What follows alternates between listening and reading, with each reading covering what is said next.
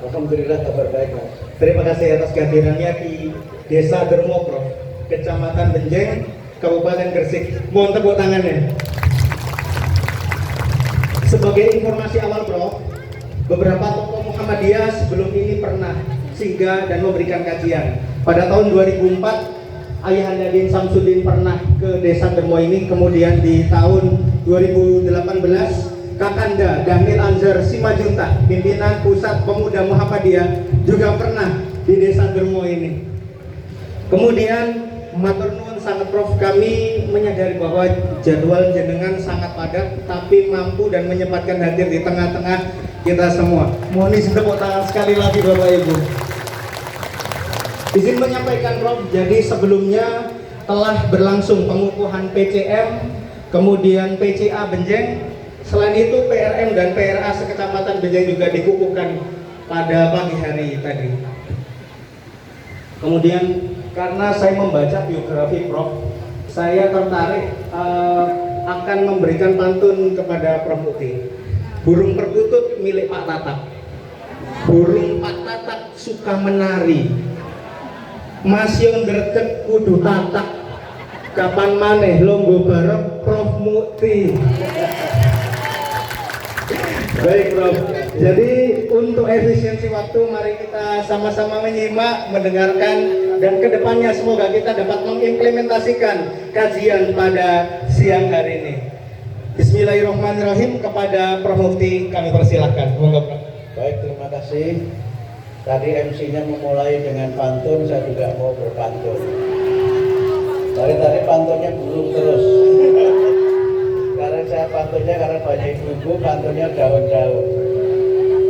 Daun salam, daun seledri dapat turunkan tekanan darah. Dengan salam kita mulai agar pengajian kita mendapatkan berkah. Assalamualaikum warahmatullahi wabarakatuh.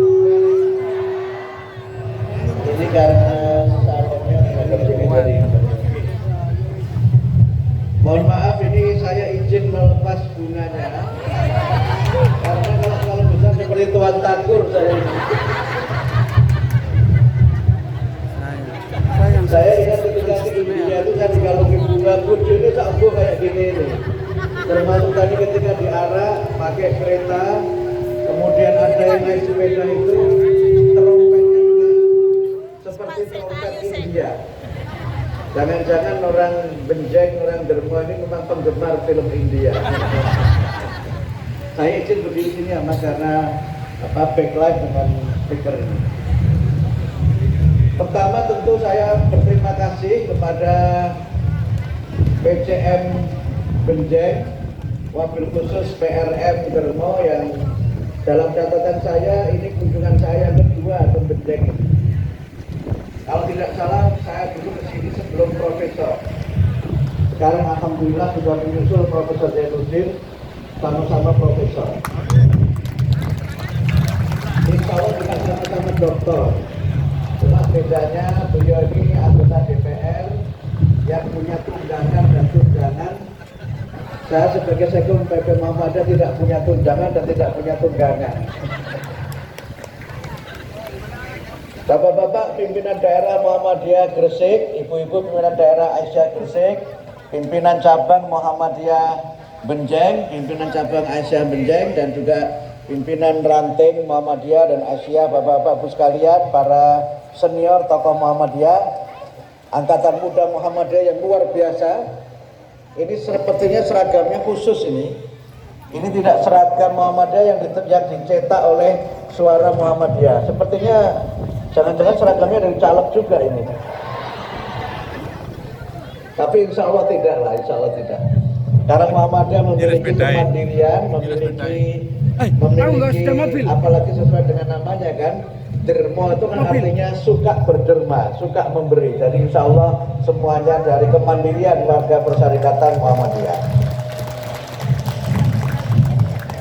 Saya ingin menyampaikan dua hal saja terkait dengan tema ini, karena saya nanti jam 3 lebih sedikit sudah harus ke bandara, karena Muhammadiyah tidak punya pesawat pribadi. Itu bedanya PP Muhammadiyah dengan calon presiden. Kemarin ketika saya kok agak bingung ya gimana caranya ya. Di mana-mana posisi berdengung. Saya geser ke sini saja mungkin, atau yang ini dimatikan, mic yang satunya dimatikan. Nah mungkin ke sini yang dekat dengan ibu-ibu. Sampai mana tadi saya? Sampai pesawat ya. Ya, kalau calon presiden kemana-mana itu ada pesawat pribadi. Nah, kalau Sekun Muhammadiyah itu pakai pesawat komersial. Kalau tepat waktu oke, kalau tidak tepat waktu jadinya sial. Karena itu saya harus berusaha untuk nanti sebelum ya maksimal jam 3:30 itu sudah harus meninggalkan tempat ini untuk saya kembali ke Jakarta. Karena Bu ini hari ketiga saya meninggalkan rumah.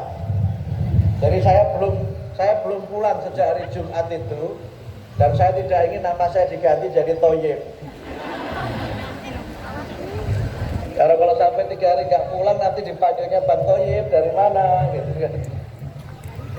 Dan tadi istri saya sudah kirim WA cinta, Bapak pulang jam berapa? Itu saya paling semangat itu.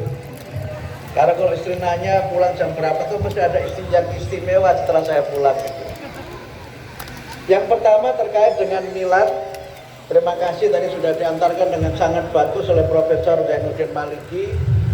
Bagaimana Muhammadiyah mengangkat tema tentang menyelamatkan semesta menjadi tema milad yang ke-111. Alhamdulillah Bapak Ibu, Muhammadiyah sudah berusia 111 tahun. Yang kata seorang kawan saya dari mancanegara yang hadir di acara Global Climate Movement Pulau Kalisari. di Jogja itu yang Kalisari, disebutkan the lucky number of Muhammadiyah. 111 Kalisari di California ya. Keuntungan bagi Muhammadiyah. Dan ada yang menyebut itu nomor cantik juga karena 111 itu nomor cantik juga. Dan ini saya kira pertanda bagaimana Muhammadiyah memiliki keberhasilan, memiliki kemajuan yang alhamdulillah sekarang ini masih kita rasakan bersama-sama. Karena itu kita harus bersyukur kepada Allah. Karena kalau kita bersyukur kepada Allah, insya Allah hidup kita akan menjadi berkah. Ada pantunnya yang kedua. Nah kali ini pantunnya tentang burung. Burung murai, burung terkukur. Nah terbang rendah di atas sawah. Kalau kita pandai bersyukur, insya Allah hidup kita akan berkah. Karena itu Bapak Ibu sekalian, kita tentu bersyukur tambah dan sebaran yang sebanyak Muhammadiyah. Muhammadiyah juga satu-satunya organisasi di Indonesia yang masuk menjadi anggota UNESCO, sebuah lembaga sosial ekonomi di Perserikatan Bangsa-Bangsa. Jadi kalau ada sidang umum PBB, jadi sudah ada Muhammadiyah di Amerika Serikat. Tidak hanya di Meriki saja, tapi di Merika juga ada. Alhamdulillah, beberapa organisasi Muhammadiyah juga sudah punya badan hukum. Artinya sudah sah berdiri di negara di mana Muhammadiyah itu eksis. Yang pertama, tadi saya sebut Muhammadiyah Amerika Serikat. Itu sudah punya badan hukum di Amerika. Sudah sah menurut hukum Amerika Serikat. Yang kedua Muhammadiyah Jepang. Di Jepang kita punya dua, punya Muhammadiyah Jepang dan punya pimpinan jabat istimewa Muhammadiyah.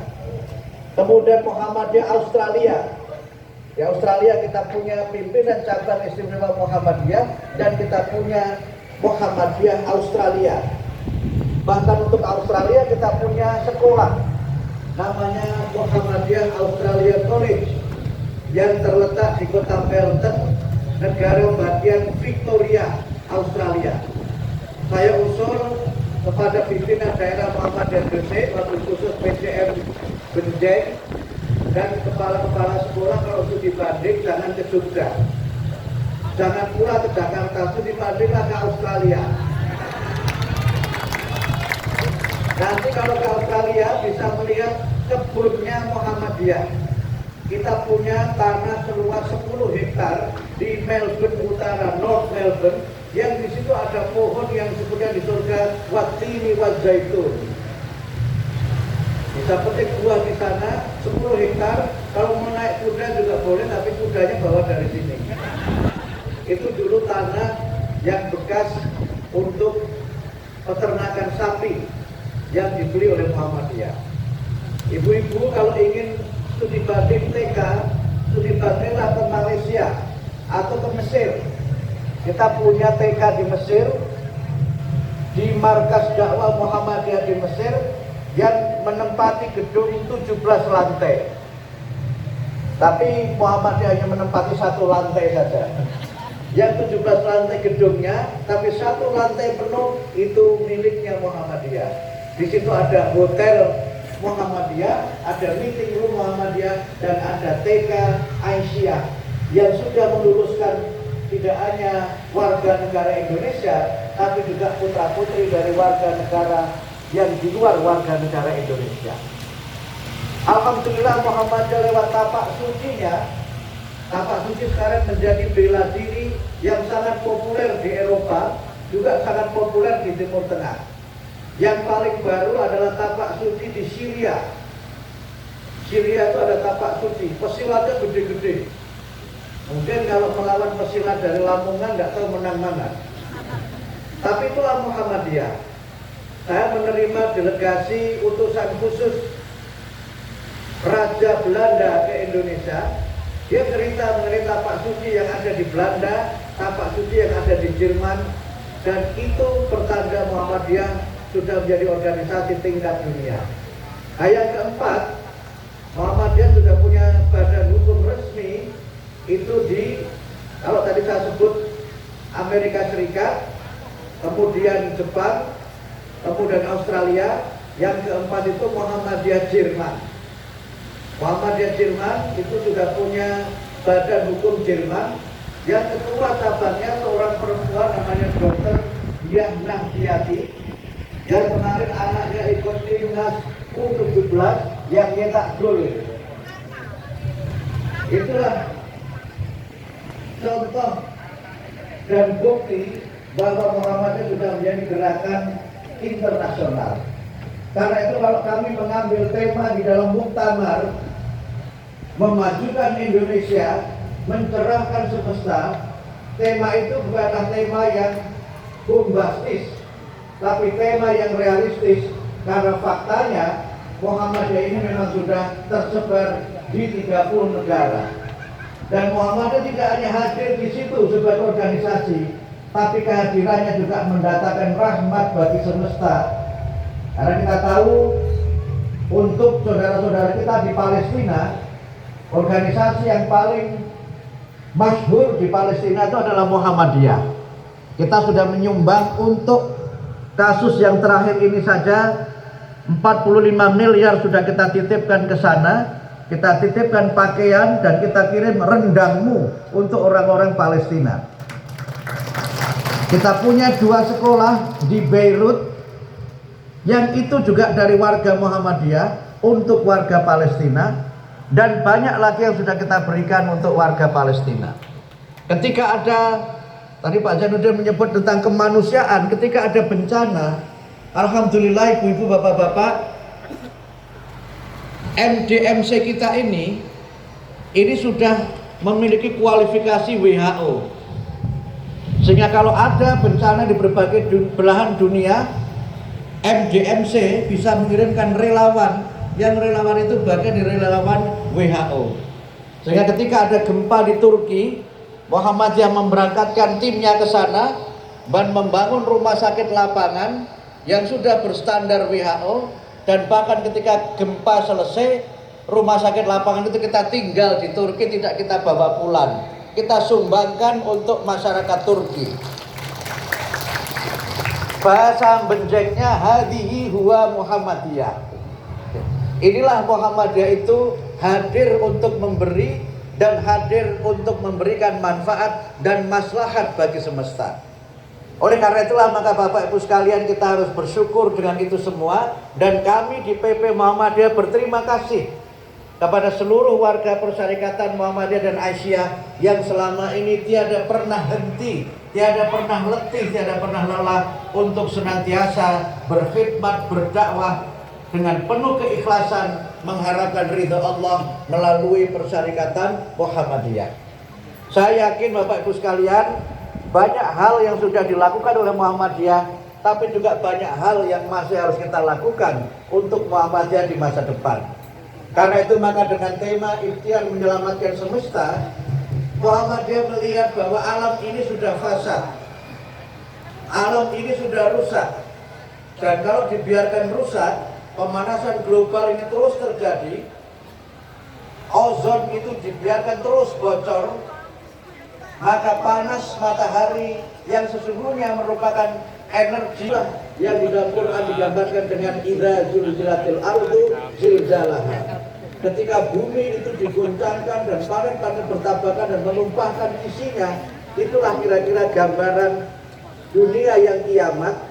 Dan kiamat itu sebagiannya bisa dipercepat terjadinya kalau kerusakan ini tidak kita perbaiki, kalau manusia terus menciptakan dan membuat kerusakan di muka bumi. Orang-orang beriman adalah mereka yang memakmurkan bumi. Kita membaca di dalam Al-Quran, kita adalah khalifatullah fil ard, yang diantara tugasnya adalah memakmurkan bumi. Sementara orang-orang munafik, orang-orang kafir, merekalah yang membuat kerusakan di muka bumi. Karena itu kita diingatkan untuk senantiasa berbuat ihsan dan jangan membuat kerusakan di muka bumi. Allah menciptakan yang ada di alam semesta ini cukup untuk manusia, tapi kadang-kadang manusia melampaui batas. Manusia mempergunakan energi melebihi yang diperlukan, mengkonsumsi air melebihi yang diperlukan. Dan inilah yang saya kira perlu menjadi bagian dari agenda kita bersama-sama. Di antara agenda berikutnya tentu kita harus merubah perilaku, merubah pola kita mengkonsumsi sesuatu. Ini saya lihat panitia berbaik hati menyediakan minuman dengan botol yang tinggi-tinggi, besar-besar. Tapi alhamdulillah tidak ada merek yang mendukung Israel.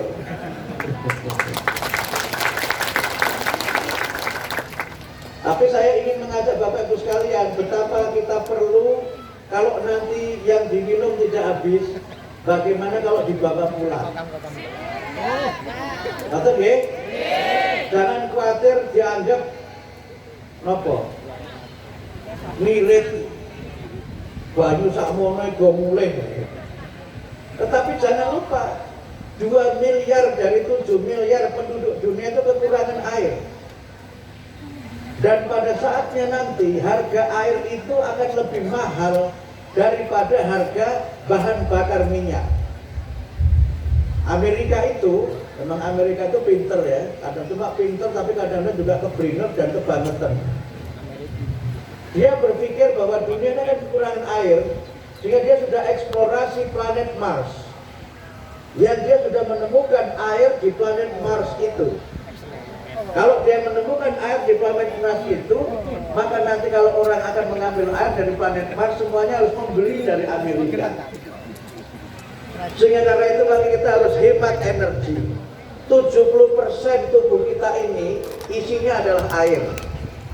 Dan karena itu orang bisa tidak makan, tetapi tidak kuat kalau tidak minum. Saya pernah menerima tamu di BP Muhammadiyah. Tamu ini aktivis hak asasi manusia. Dia sedang memprotes pelanggaran HAM, kemudian dia tawari snack, tidak mau. I'm fasting, waktu saya sedang puasa katanya. Tapi dia terus kemudian minum habis itu. Loh puasa kok ngombe? Karena ada memang orang beberapa puasa itu artinya tidak makan, tapi tetap minum.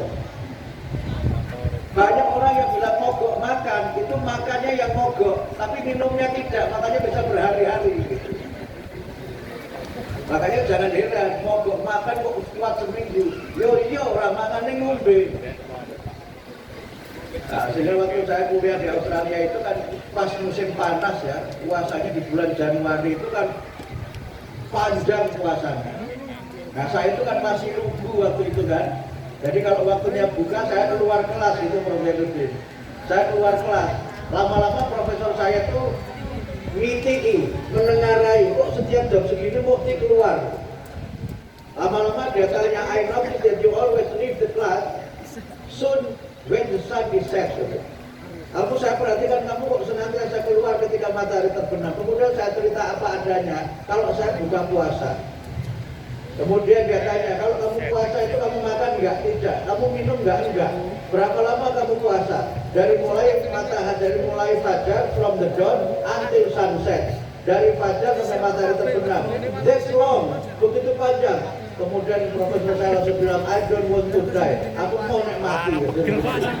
Tapi kemudian saya bertanda, in fact, I'm still alive. Faktanya saya masih hidup. Saya tidak mati.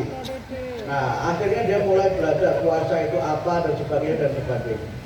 Nah, Bapak Ibu sekalian, kalau pemanasan global tidak dihentikan, perubahan itu tidak dihentikan, dunia akan kekurangan pangan. Karena banyak gagal panen di mana-mana.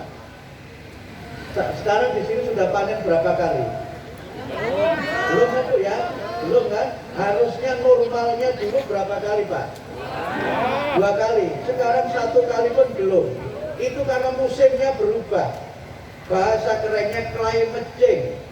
Musimnya berubah. Karena musimnya berubah, sementara kita bertani mengandalkan hujan, maka kemudian kita tidak bisa memproduksi itu.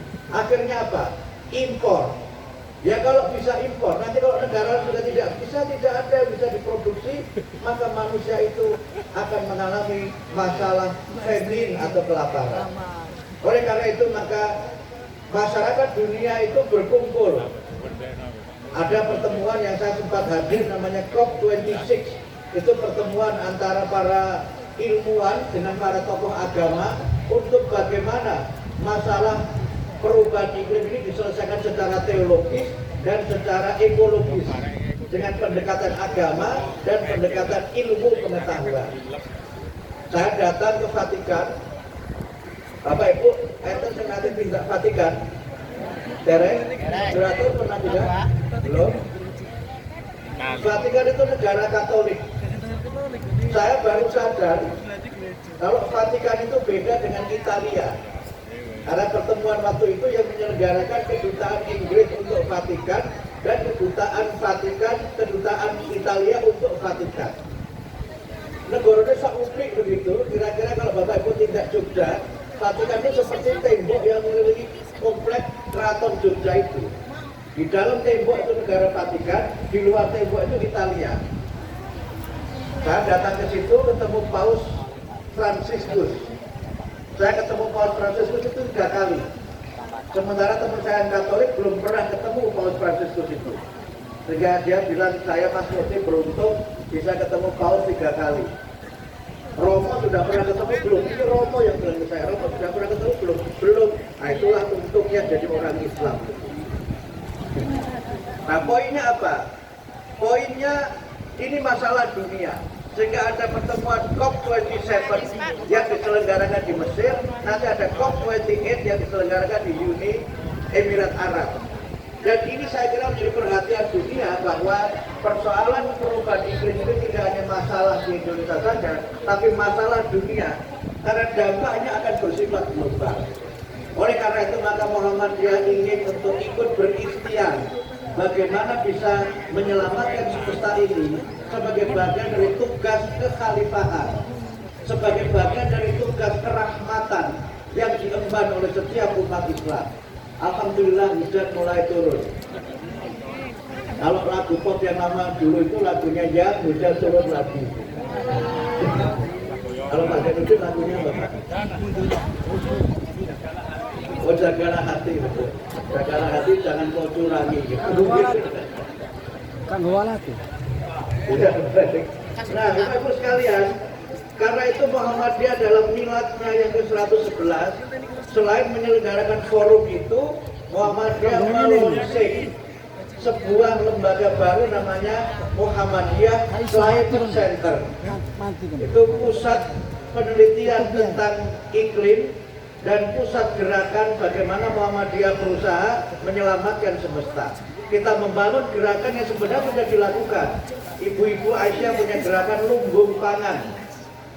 Termasuk saya kira di Gresik ini adalah yang masuk juara nasional dulu adalah Aisyah Gresik yang mencoba memanfaatkan setiap lahan untuk hal-hal yang produktif termasuk tanaman yang produktif. Di beberapa tempat ada gerakan sedekah sampah.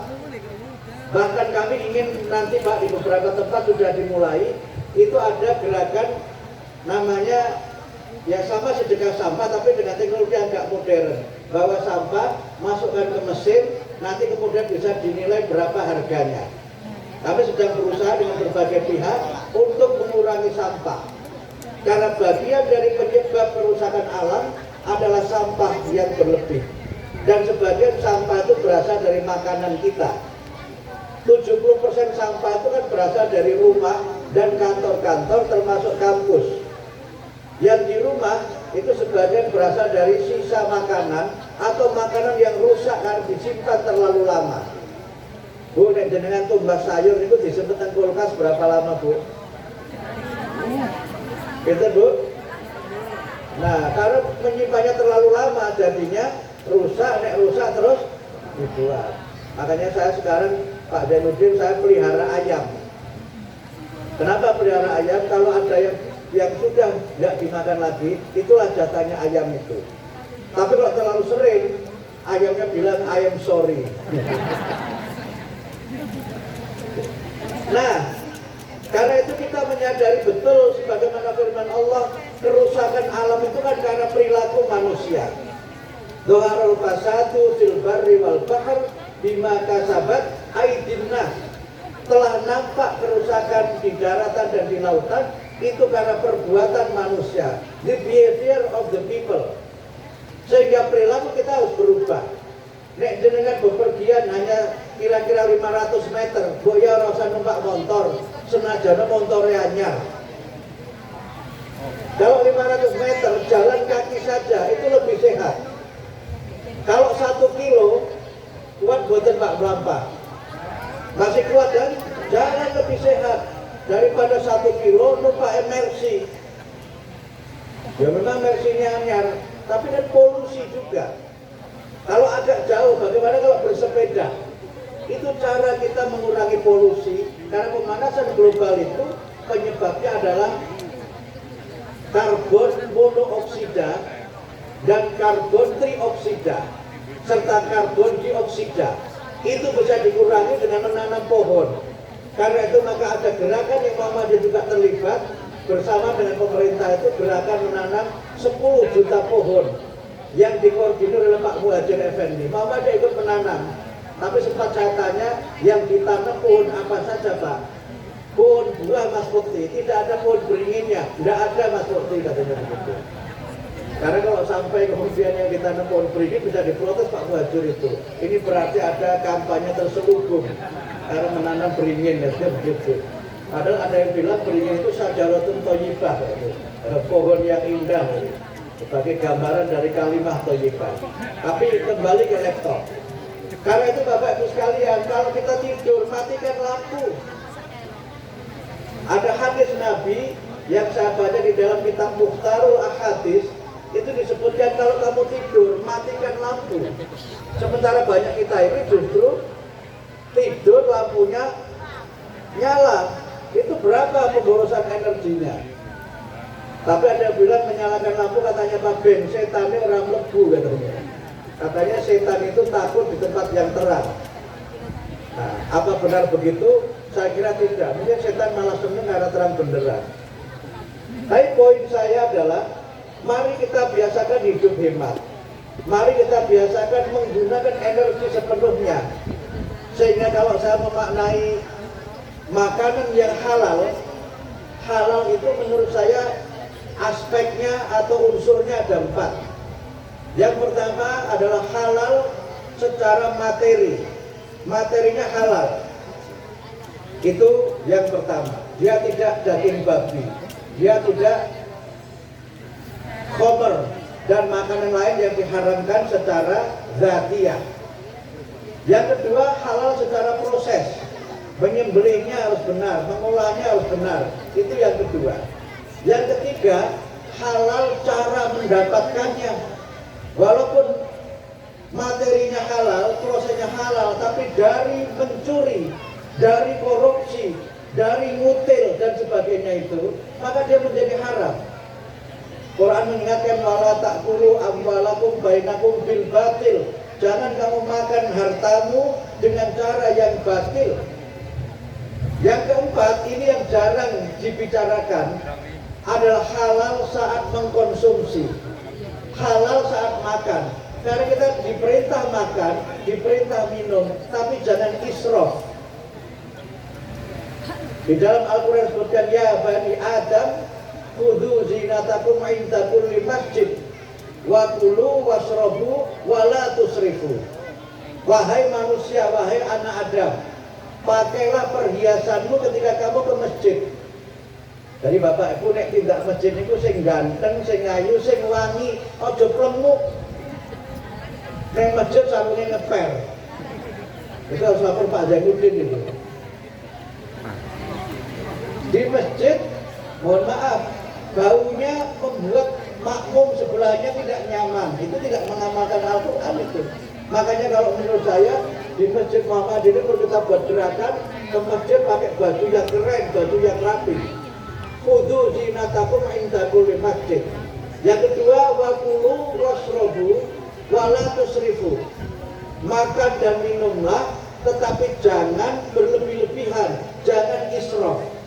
Karena itu kalau kita itu israf, itu menurut saya menjadi haram makanan kita itu, walaupun halal dari 3 aspek sebelumnya, tapi kalau israf berlebih-lebihan, menurut saya itu menjadi haram. Bapak Ibu sekalian, inilah yang menurut saya ingin kita lakukan seterusnya, sehingga kita mencoba membangun namanya green culture, budaya ramah lingkungan. Ini kita punya masjid, saya bayangkan Pak Takmirnya siapa ini? Bagaimana kalau masjid ini listriknya kita pakai energi matahari? Ini ada adzan yang diikuti adzan yang mana ini ya? Ini aku di Pak Inam nih Pak Padang ini adzannya. Terus napa mandek nih? Terus ya? Saya ikut para ulama di sini. Nah, bagaimana kalau masjid ini kita pakai solar panel yang kemudian listriknya itu dari matahari? Kantor PP Muhammadiyah Jakarta itu listriknya pakai tenaga matahari, Mas Toha. Dan kita bisa hemat per bulan minimal 15 juta. Masjid PP Muhammadiyah Jakarta itu juga sudah pakai tenaga matahari.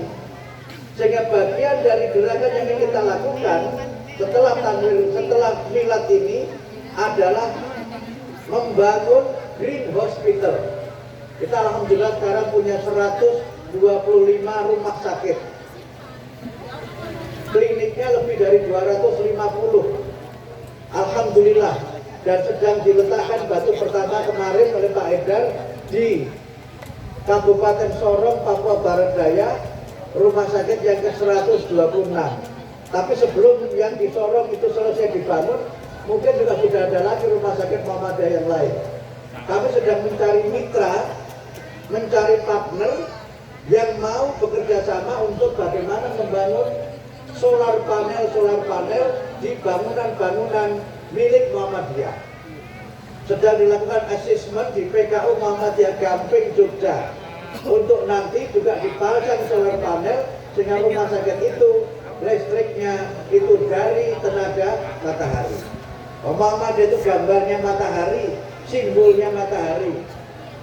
Kita diberi oleh Allah anugerah sinar matahari yang melimpah-limpah, walaupun kadang-kadang ibu-ibu takut sama matahari. Apa Bu, kenapa takut sama matahari Bu? Tadinya takut kalau hitam, karena termakan oleh iklan, cantik itu putih, katanya begitu. Padahal ada lagu juga, hitam manis. Nah, kan hitam manis. Saya pernah diprotes oleh kawan saya orang Papua, gara-gara iklan cantik itu putih. Teman saya Papua itu protes, Mukti, kamu harus bilang bahwa iklan cantik itu putih itu rasis. Kenapa saya tanya? Ya kami ini orang Papua, walaupun pemutihnya 1 drum,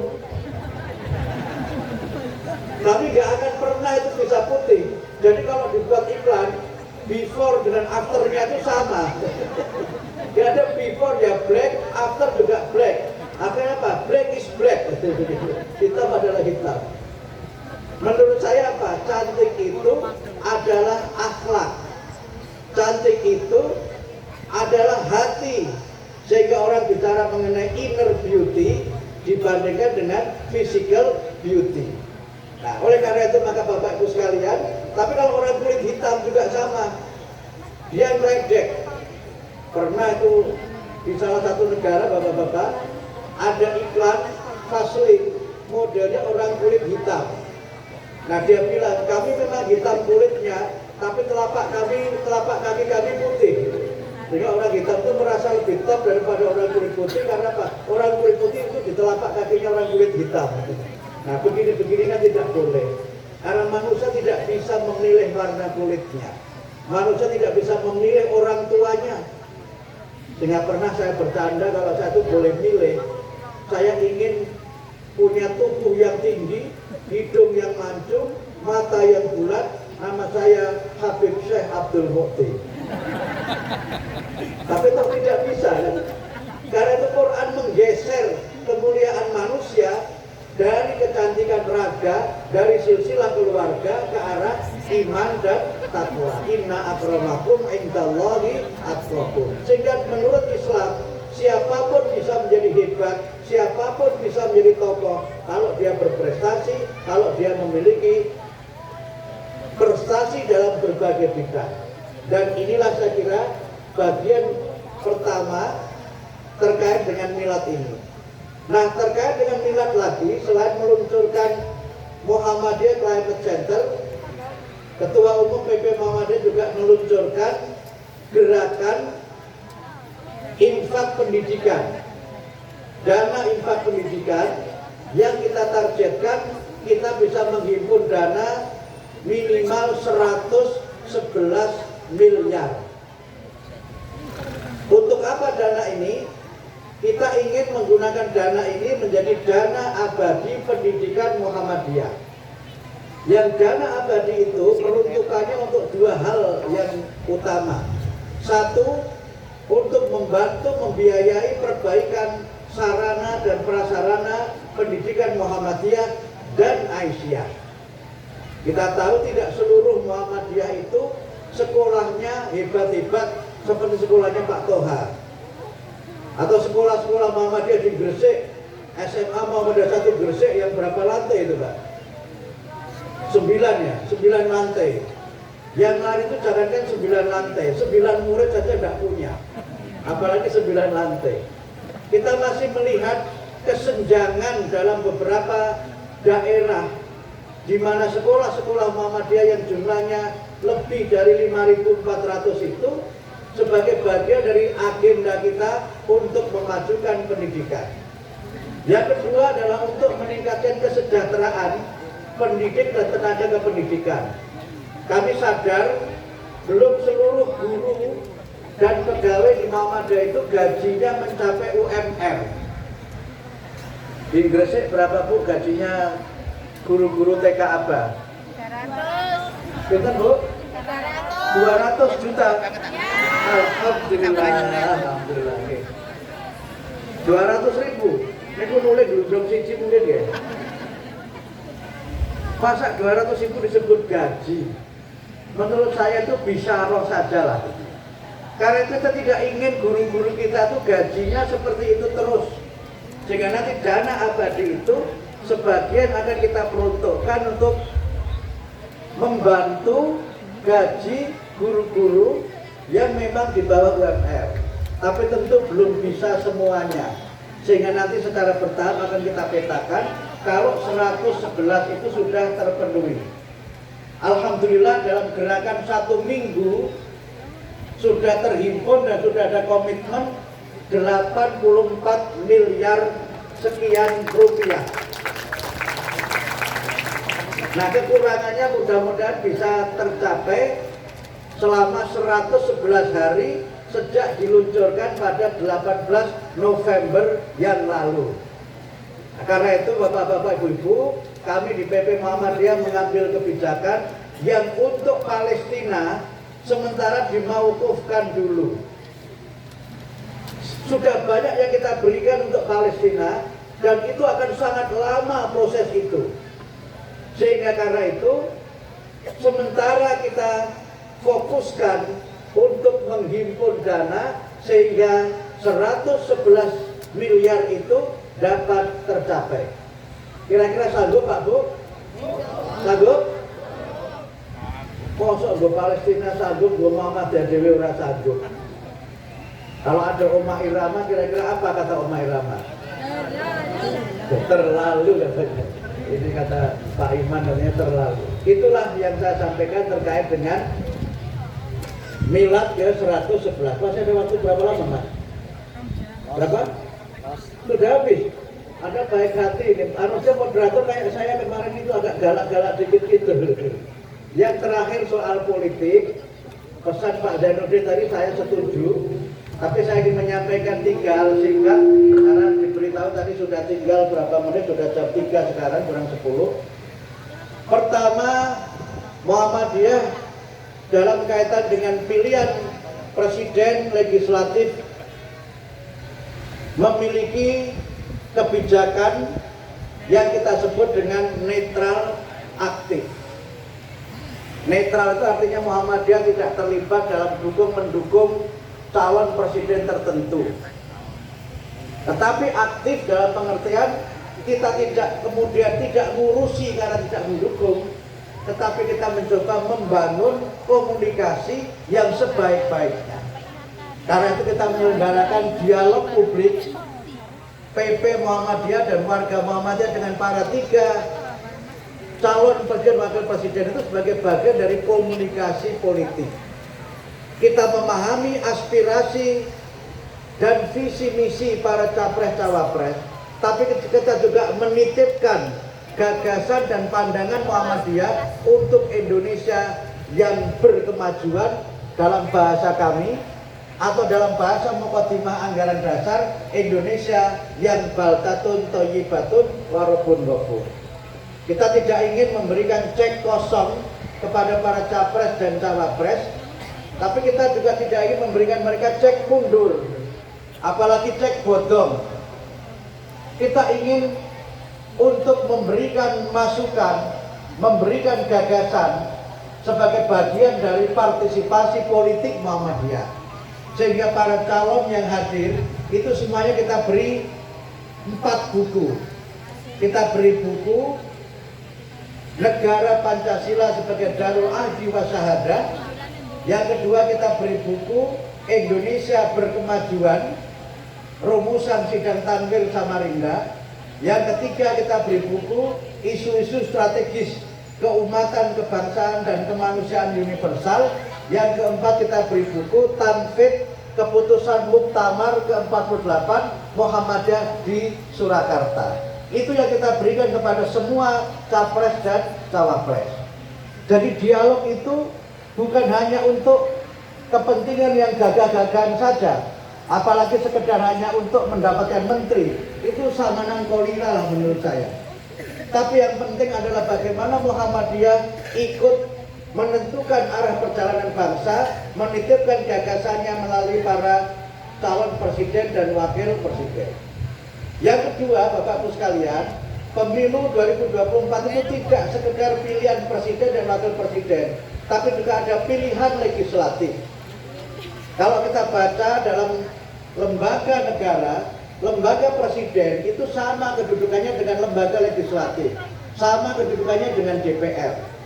Sehingga memilih presiden dan wakil presiden juga penting, memilih anggota DPR juga penting, DPRD provinsi juga penting, DPRD kabupaten kota juga penting, DPD juga tidak kalah pentingnya.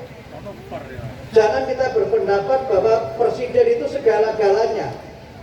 Presiden itu sangat penting tetapi tidak segala-galanya. Mengapa tidak segala-galanya? Karena kekuasaan presiden walaupun sangat kuat sebagai sebagai penyelenggara negara dan sebagai kepala negara, tetapi mereka itu kekuasaannya tidak tak terbatas. Pertama dibatasi oleh waktu, yang kedua dibatasi oleh undang-undang dasar, dan yang ketiga dibatasi oleh berbagai macam undang-undang yang membuat salah satunya Pak Zainuddin itu. Jadi presiden itu bukan raja, tapi kepala negara dan kepala pemerintahan yang dia melaksanakan semuanya sesuai dengan undang-undang. Sehingga karena itu maka pemilihan legislatif itu juga tidak kalah pentingnya. Ini Komang sudah ganti berapa kali? Emang kalau bukan nggak ganti saya malah khawatir nanti pingsan. Kalau bukan pingsan itu namanya kokok. Oh ada Bu, ada Kokapati juga. Nah, karena itu Bapak Ibu sekalian, legislatif juga penting. Jadi jangan kita overlook pada pilpres saja, tapi mengabaikan legislatifnya. Nah terkait dengan legislatif, sikap Muhammadiyah juga sama, netral aktif. Maksudnya apa? Silakan warga Muhammadiyah menentukan pilihan siapa anggota legislatifnya, tapi pilihlah yang dari kalangan kader dan pimpinan persyarikatan apapun partai politiknya. Pak Toha, monggo nanti dikumpulkan caleg-caleg kita ini, kemudian diatur. Sampun ya, sudah dikumpulkan, alhamdulillah. Dilihat juga calegnya termasuk minal agniya atau minal fuqara. Kalau Pak Zainuddin mungkin sudah termasuk minal agniya ya, karena sudah incumbent. Gitu. Tetapi kalau kira-kira itu potensial dan tidak punya dana, ada pemikiran dari Profesor Yunahar Ilyas itu, bagaimana kalau caleg Muhammadiyah dibiayai dengan zakat. Asal betul Pak Inam itu. Kalau betul ahli tafsir, kalau betul ngertos. Cuma kalau dibiayai zakat itu asnafnya masuk mana? Betul sakit Bu, kata Ibu Aisyah tidak bisa. Tapi seandainya bisa itu masuk asnaf mana? Sabilillah apa horin? Yang mengatakan bisa, alasannya ini, ilatnya itu Muhammadiyah berpendapat bahwa politik itu bagian dari dakwah Muhammadiyah. Kalau politik itu bagian dari dakwah, kalau dakwah selain lewat politik itu bisa dibiayai, kenapa dakwah politik tidak bisa dibiayai? Kan termasuk asnaf di dalam zakat itu adalah sabilillah. Tapi ini bukan untuk mengesahkan sekarang. Ini seandainya jika apabila Bapak-Bapak dari Tubuh setuju. Karena apa? Kita perlu semakin banyak wakil-wakil itu sebagai institusi yang mengontrol jalannya penyelenggaraan negara dan sebagai kader yang membawa pesan dakwah di lembaga-lembaga negara.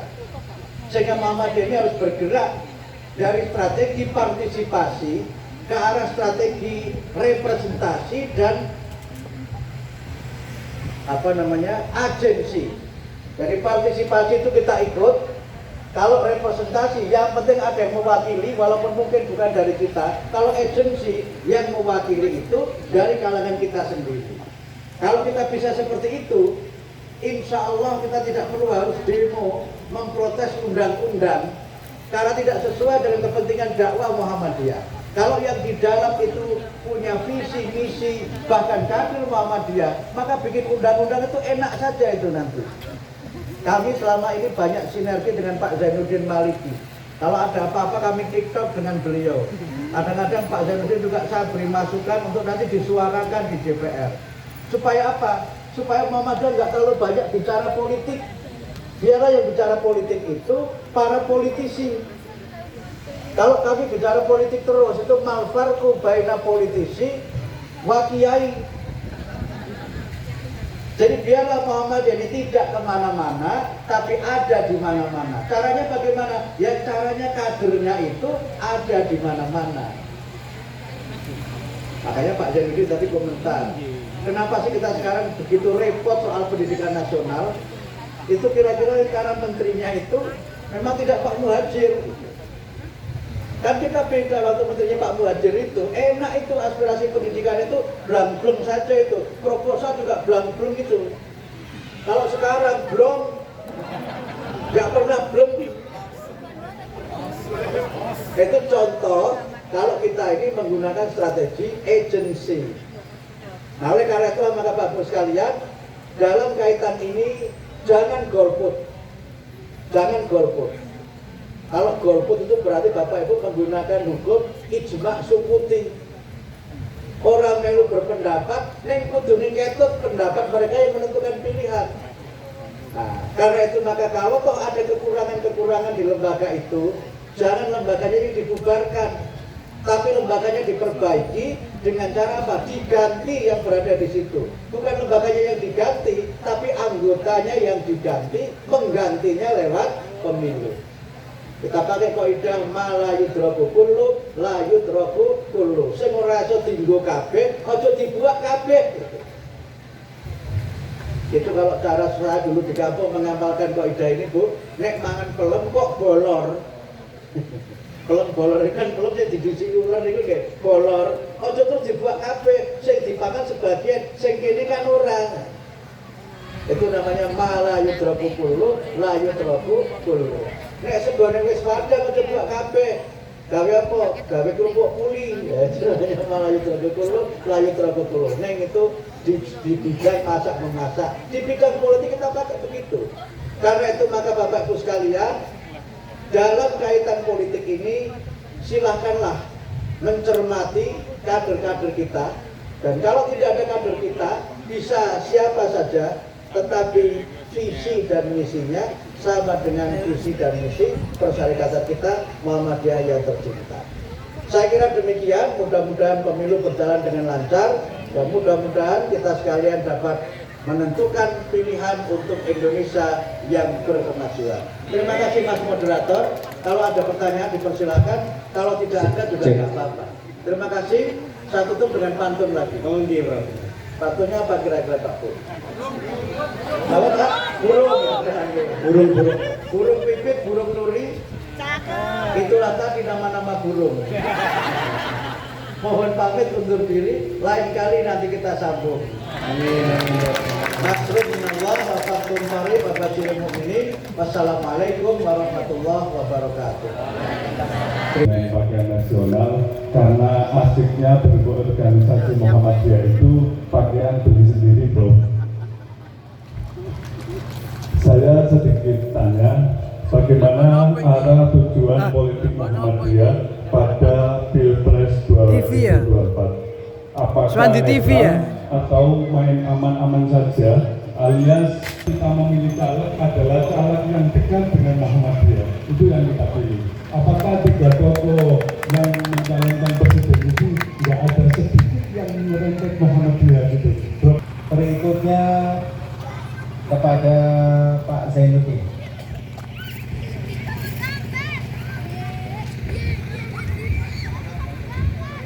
Terima kasih yang kami hormati Profesor Dr. Abdul Budi. Ini ada titipan dari Konco Wingking dari Ibu Aisyah. Katanya nggak tatak kalau bertanya dengan profesor. Jadi saya mewakili. Begini, terkait dengan fatwa haram dari Majelis Ulama Indonesia tentang produk-produk yang berafiliasi dengan Israel, di mana Israel ini banyak boikot ini tentang fatwa haram dari MUI ini sangat berakibat terhadap pabrik-pabrik yang ada di Indonesia, yakni terkait dengan karyawan, sehingga banyak karyawan yang mungkin nanti suatu saat ini tambah ganteng ya, aku sih tambah elek. Pesen kalender papat ya. Terus nanti kalau sampai perusahaan ini mengalami kerugian atau bangkrut, ini bagaimana Profesor terkait dengan nasib para karyawan? Cara politik tujuan Muhammadiyah. Cek. Kemudian pertanyaan kedua tentang bagaimana menyikapi di satu sisi boikot ini agar pihak Israel itu mengalami kerugian, tapi di sisi lain juga karyawan mengalami kerugian, seperti itu kondisi. Baik, terima kasih. Yang pertama saya kira tadi sudah saya sampaikan bahwa kita mengambil sikap politik yang netral adil. Muhammadiyah tidak terlibat dalam politik praktis. B, tukang B. Sehingga jangan Tukang B. Muhammadiyah itu akan memberikan pernyataan dalam bentuk mendukung capres cawapres tertentu. Ini ada kegiatan UMKM-nya di kegiatan di peringatan Milad Muhammadiyah ke-111 ini. Cantik-cantik yang nunggu ini. Senantiasa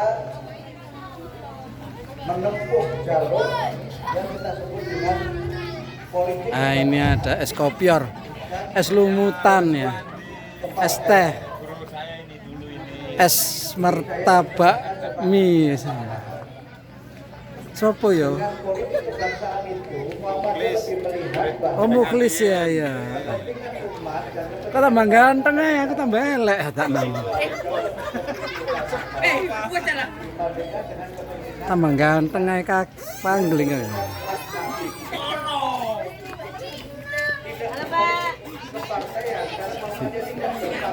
Siapa iki? Kita berteman di Facebook, Pak. Oh, berteman di Facebook. Alhamdulillah ya. Pak, donat, Pak. Apanya? Krepek buat dakwah. Oh, kita berteman di Facebook. sejak Muhammadiyah itu berdiri dan sejak Indonesia itu memilih demokrasi sebagai sistem politik, para tokoh Muhammadiyah memiliki afiliasi besar. Ya Muhammadiyah kemudian para tokohnya ini berafiliasi kepada partai yang lain. Ada yang berafiliasi dengan P3, ada yang berafiliasi dengan Golkar. Begitu ada reformasi, ada PAN, ada yang berafiliasi ke PAN. Kemudian muncul dulu PSB. Ada yang membuat komentar bernada kritik. PSB itu bukan partai Matariman, tetapi partai modal bismillah. Anggapannya anak-anak muda Muhammadiyah itu dulu begitu waktu saya masih muda umum PSB muda Muhammadiyah. Ada partai lagi yang lain muncul lagi. Ada sudah dulu sangat istiqomah di PAN, itu ada partai umat, pindah ke partai umat. Nanti ada partai apa lagi? Nah, kalau Muhammadiyah itu berpartai, maka Muhammadiyah itu mengecilkan dirinya sendiri. Kemudian yang kedua, ada realitas objektif bahwa warga Muhammadiyah itu afiliasi partai berbeda-beda. Mungkin kalau di Indonesia ini, kira-kira afiliasi yang paling banyak partainya Pak Zainuddin. Ini Supandi. Supandi. Tidak. Ya, ini Abdul. Ini namanya Edi.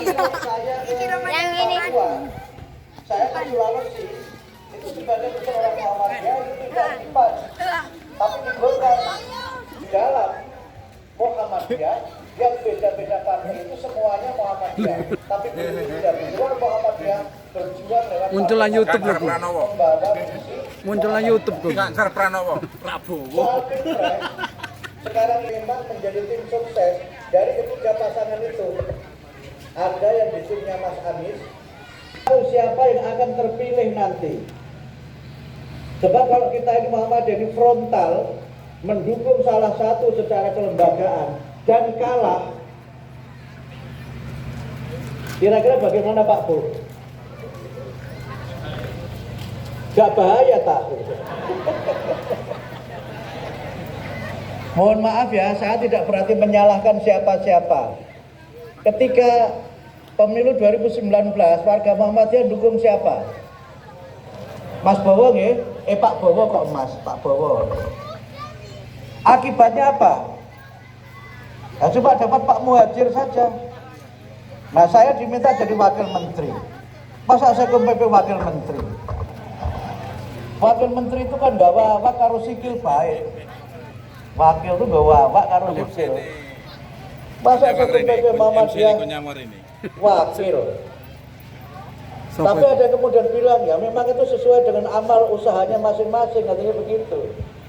Dan mohon maaf dalam beberapa hal kita itu dalam tanda petik ya secara kebijakan politik itu memang gagal dalam tanda petik. Karena kita memang sebagian warga kita ini terlalu frontal dalam memberikan dukungan terkait dengan boykot memboykot itu. Memang Israel ini brengseknya nggak karuan.